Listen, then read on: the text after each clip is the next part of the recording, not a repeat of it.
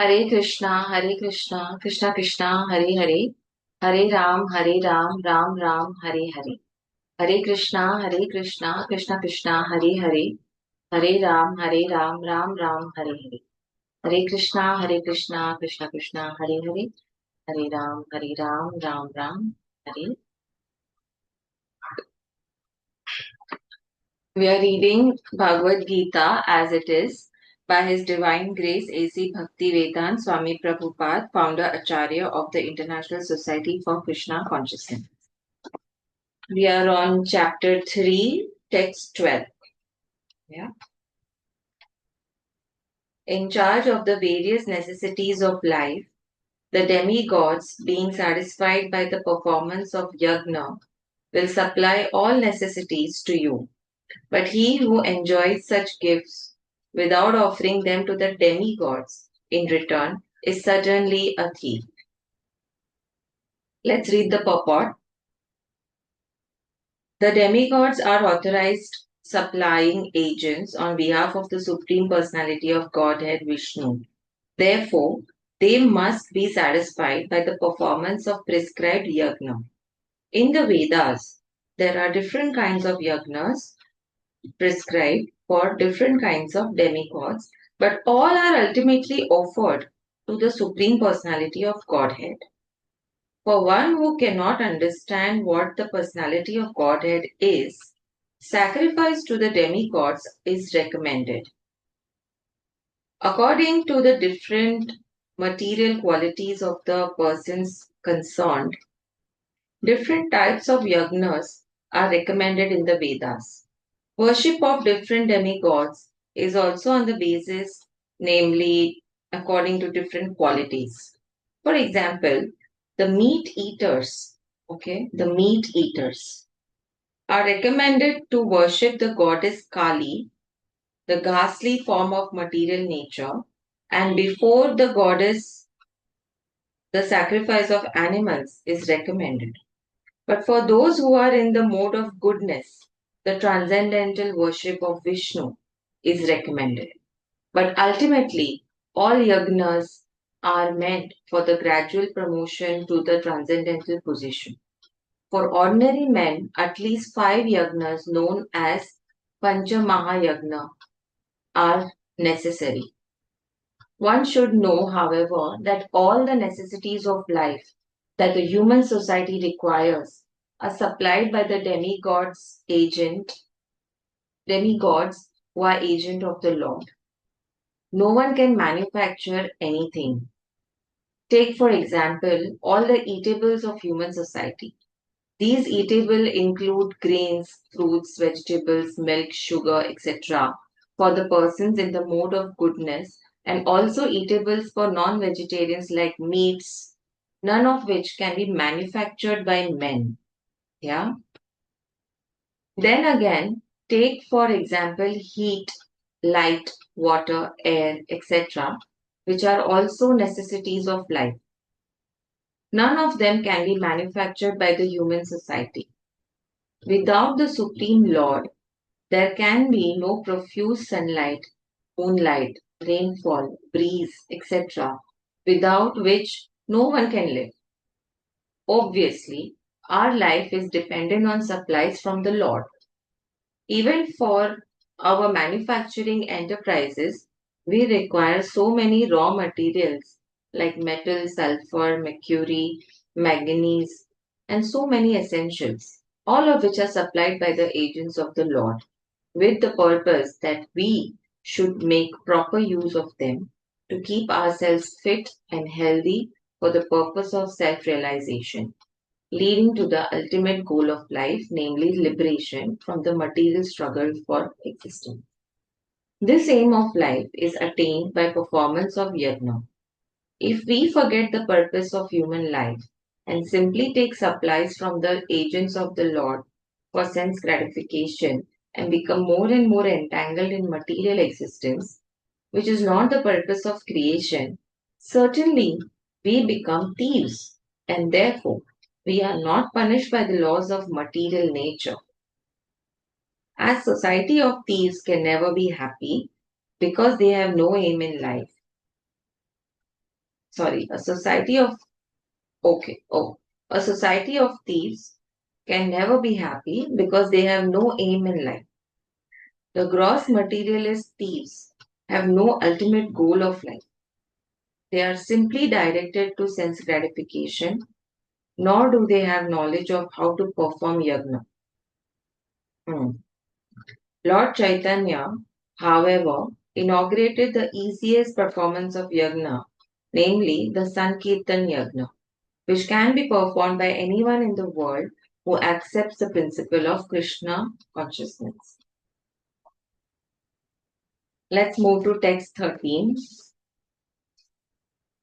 The devotees of the Lord are released from all kinds of sins because they eat food which is offered first for sacrifice. Others who prepare food for personal sense enjoyment verily eat only sin. So nicely explained. Let's read the purport. The devotees of the Supreme Lord, or the persons who are in Krishna consciousness, are called Sant, and they are always in love with the Lord as it is described in the Brahma Samhita. Preman jana churita bhakti vilochana chanena santaha sadaiva hridayesu vilokayanti. The sons, being always in the compact of love with the Supreme Personality of Godhead, Govinda, the giver of all pleasures, or Mukunda, the giver of liberation, or Krishna, the all attractive person, cannot accept anything without first offering it to the Supreme Person. Therefore, such devotees always perform yagna in different modes of devotional service, such as Shravanam, Kirtanam, Smaranam, Achanam, Archanam, etc. And these performances of yagna keep them always aloof from all kinds of contamination of sinful association in the material world. Others who prepare food for self or sense gratification are not only thieves, but also the eaters of all kinds of sins. How can a person be happy if he is both a thief and sinful? In it is not possible. Therefore, in order for people to become happy in all respects, they must be taught to perform the easy process of Sankirtan Yagna in full Krishna consciousness. Otherwise, there can be no peace or happiness in the world. Let's go to text 14. All living bodies subsist on food grains, which are produced from rains. Rains are produced by performance of yagna, and yagna is born of prescribed duties. Let's read the purport. Srila Baladev Vidyabhushana, a great commentator on the Bhagwat Geeta, writes as follows.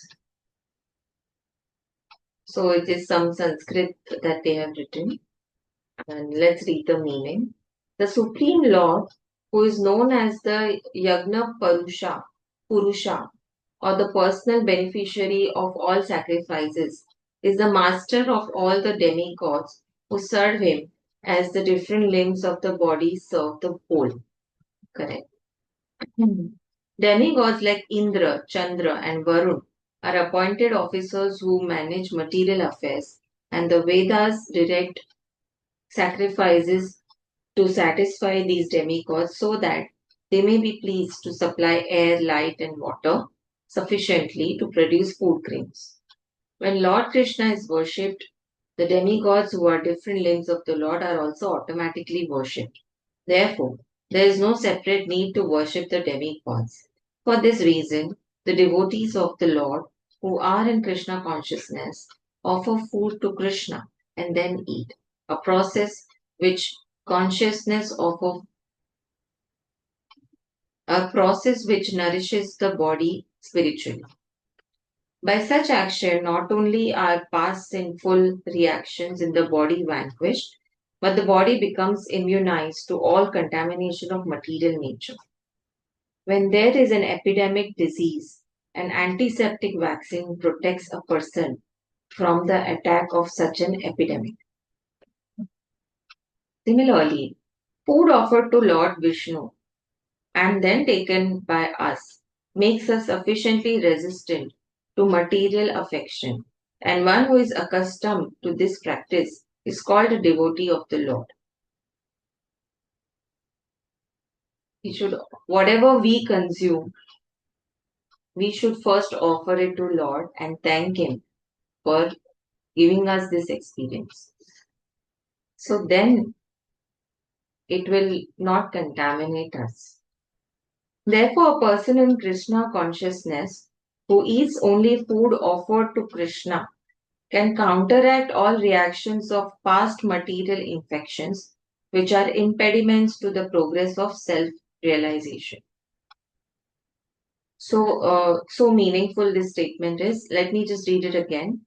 Therefore, a person in Krishna consciousness who eats only food offered to Krishna can counteract all reactions of past material infections, so past life infections, okay, which are impediments to the progress of self realization. On the other hand, one who does not do so continues to increase the volume of sinful action, and this prepares the next body to resemble hogs and dogs, to suffer the resultant reactions of all sins. So, if you are filled with sinful actions, your next body will become such which can which will be the result of such reactions and can nullify these reactions in that kind of body. So it is so nicely calculated. The material world is full of contaminations, and one who is immunized by accepting prasadam of the Lord, that is food offered to Vishnu, is saved from the attack, whereas one who does not do so becomes subjected to contamination. Food grains or vegetables are factually eatables. The human being eats different kinds of food grains, vegetables, fruits, etc. And the animals eat the refuse of the food grains and vegetables, grass, plants, etc. Human beings who are accustomed to eating meat and flesh must also depend on the production of vegetarian in order to eat the animals. Therefore, ultimately, we have to depend on the production of the field and not on the production of big factories. The field production is due to sufficient rain from the sky, and such rains are controlled by demigods like Indra, sun, moon, etc. And they are all servants of the Lord. The Lord can be satisfied by sacrifices, therefore, one who cannot perform them will find himself in scarcity. That is the law of nature. Yagna, especially the Sankirtan Yagna, prescribed for this age, must therefore be performed to save us at least from scarcity of food supply. Let's move to text 15. So, a lot of description of food is given over here. Regulated activities are prescribed in the Vedas, and the Vedas are directly manifested from the Supreme Personality of Godhead. Consequently, the all pervading transcendence is eternally situated in acts of sacrifice. Right. Yagnartha karma, or the necessity of work for the satisfaction of Krishna only, is more expressly stated in this verse.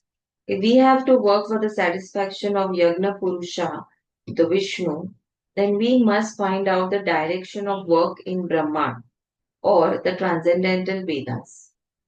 The Vedas are therefore codes of working directions.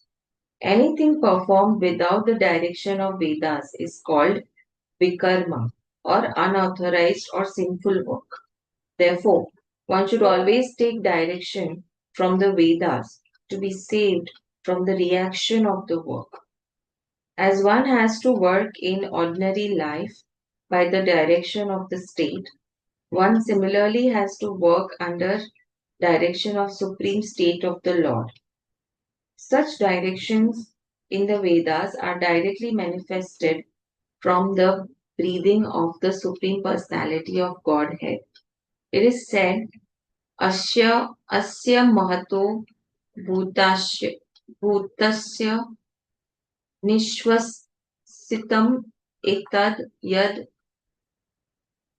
Rag, Ragvedo Yajurveda Sama Vedo Ta, Tarvangaresh Ta, Tarvangarisa Girasa Girasa.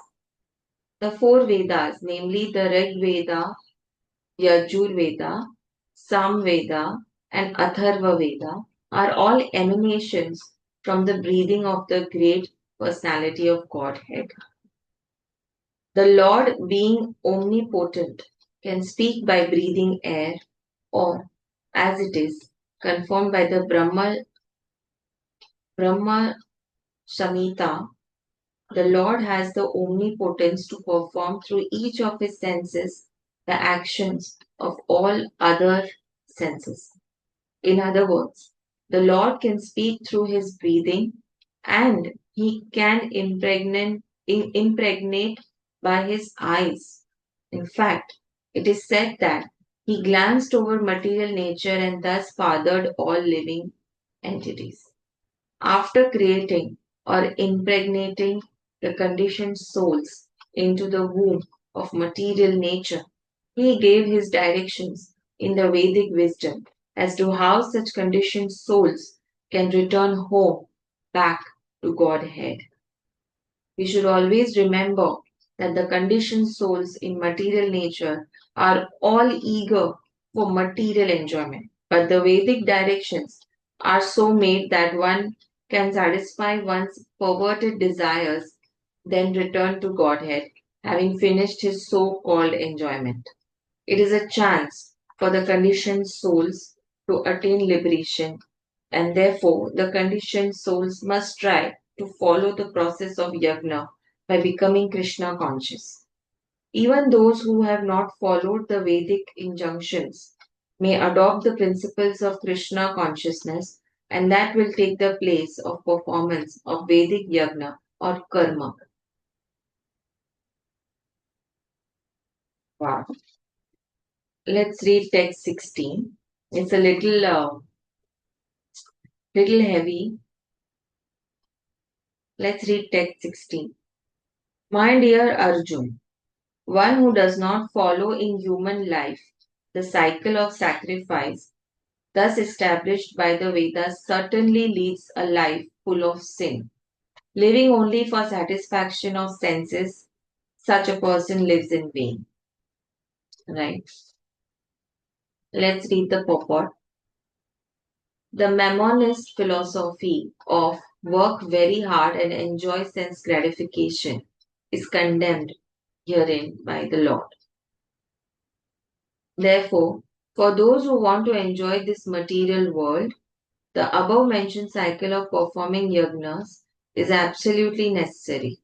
One who does not follow such regulations is living a very risky life, being condemned more and more.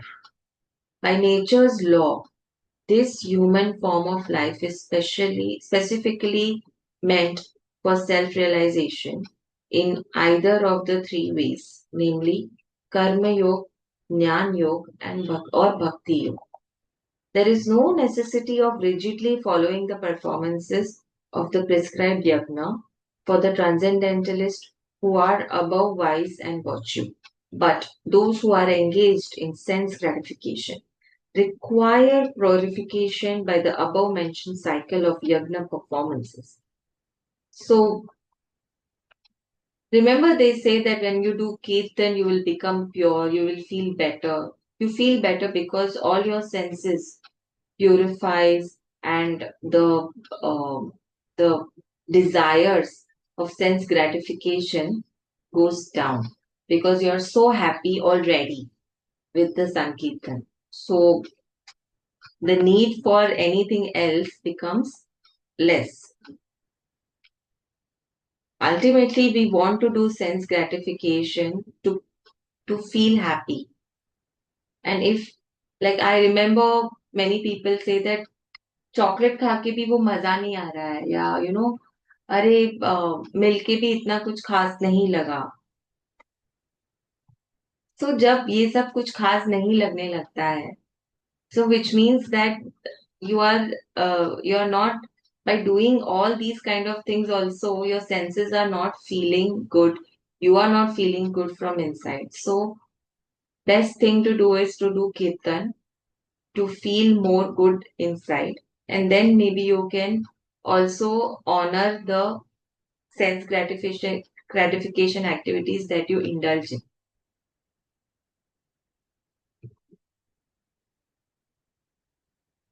Those who are not Krishna conscious are certainly engaged in sensory consciousness.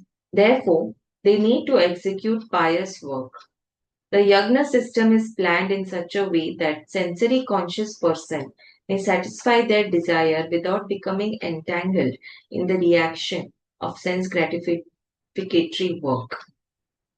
The prosperity of the world depends not on our own efforts but on the background arrangement of the Supreme Lord, directly carried out by the demigods. Therefore, the yagna are directly aimed at the particular demigods mentioned in the Vedas. Indirectly, it is the practice of Krishna consciousness because when one masters the performance of yagna, one is sure to become Krishna conscious. But if by performing yagna one does not become Krishna conscious, such principles are counted as only moral codes. One should not therefore limit his progress only to the point of moral codes, but should transcend them to attain Krishna consciousness. Very nicely, very nicely explained and very deep.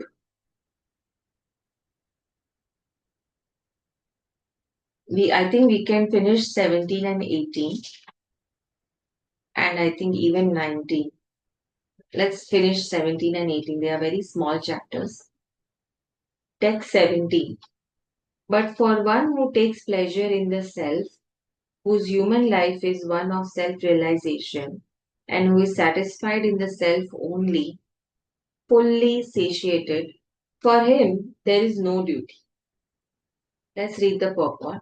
A person who is fully Krishna conscious and is fully satisfied by his acts in Krishna consciousness no longer has any duty to perform. Due to this being Krishna conscious, all impiety, impiety within is instantly cleansed, an effect of many, many thousands of yagna performances. Wow. If you are just satisfied with by being Krishna conscious and doing all Krishna conscious activities, then it equals to thousands and thousands of yagnas. By such clearing of consciousness, one becomes fully confident of his eternal position in the relationship with the Supreme. His duty thus becomes self illuminated by the grace of the Lord, and therefore he no longer has any obligations to the Vedic injunctions.